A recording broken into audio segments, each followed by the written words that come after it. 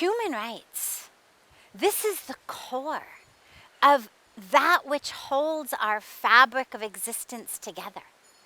If all of creation is a tapestry, in order for that tapestry to be beautiful, peaceful, functional, sustainable, human rights would be the threads that weave that tapestry together.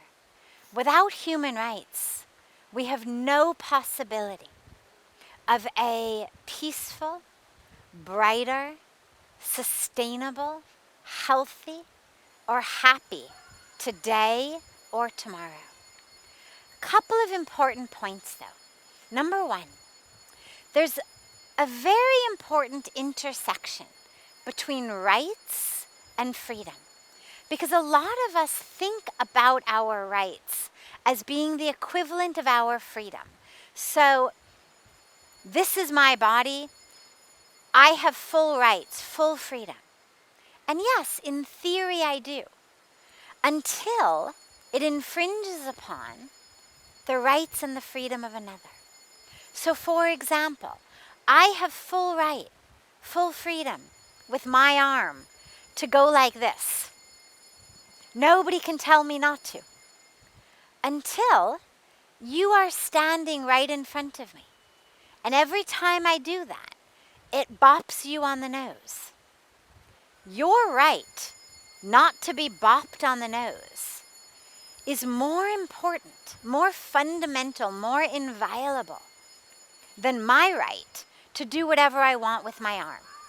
So when we speak about rights, we have to also speak about responsibilities. We have the Charter of Human Rights. There's a deep need for a charter of human responsibility. There's beautiful people working on this in the world because my rights, my freedom end where my responsibility to uphold your right and your freedom begins. And this is essential because when we think about the ways that we eat, the ways that we shop, the ways that we dress, the ways that we live, so much about our agriculture, our dietary habits, so much about our business, our commerce, so much about the way that we work both within our communities and also internationally. Under the guise of our freedom and our rights, we're stomping all over the place on other people's rights. So when we really come together and commit ourselves to human rights, we have to also commit ourselves to human responsibility and to understand that my right to eat whatever I want, wear whatever I want, buy whatever I want for as cheaply as I want, to run my business however I want, ends where other people's right to eat at all, their right to be free of sweatshops and child labor, their right to not have toxic cancer-causing chemicals in the factories where they're working or sprayed on the farms that they are hired to pick the cotton for. So there's a whole beautiful area that we have to look at of where rights and responsibilities overlap. And the other important piece I wanted to mention is, as we speak about human rights, we have to understand that human rights are inextricably linked with the rights of Mother Nature.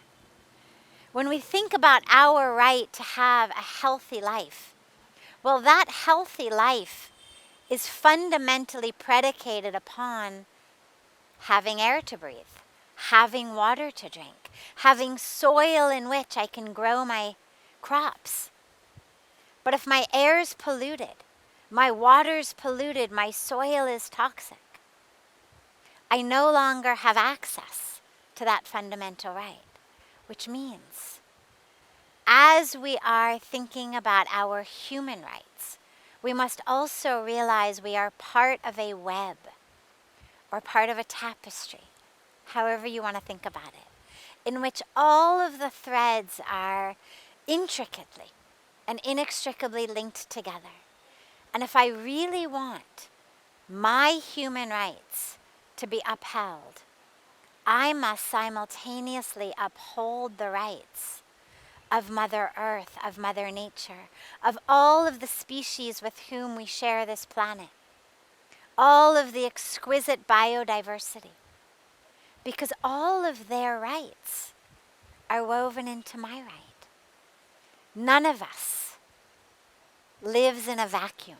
Let us be even more acutely aware of that beautiful intersection of all of our rights, all of our responsibilities as interwoven threads in this beautiful universe.